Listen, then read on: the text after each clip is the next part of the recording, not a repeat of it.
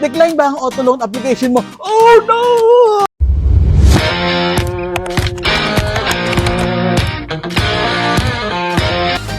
Bago ka mawalan ng pag-asa, alamin muna natin kung bakit na-decline ang isang auto loan application. Maraming posibleng dahilan kung bakit na-decline ang isang auto loan application. Pwedeng hindi sapat ang iyong monthly income para sa gusto mong sasakyan. Baka meron ka pang binabayarang existing loan gaya ng credit card, personal loan, or housing loan at iba pa.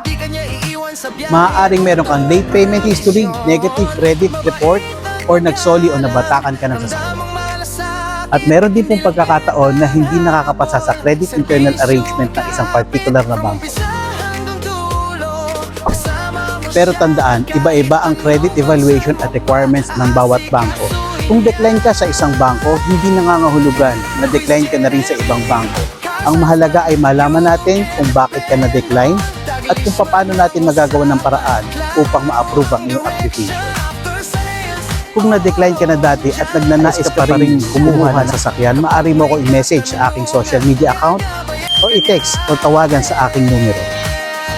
Huwag agad masiraan ng loob dahil na-decline ang iyong application. Baka naman magawan pa natin yan ng paraan. Ako po si Jeremy Villanueva ng Mitsubishi Motors Jose Abad Santos. See you on my next video.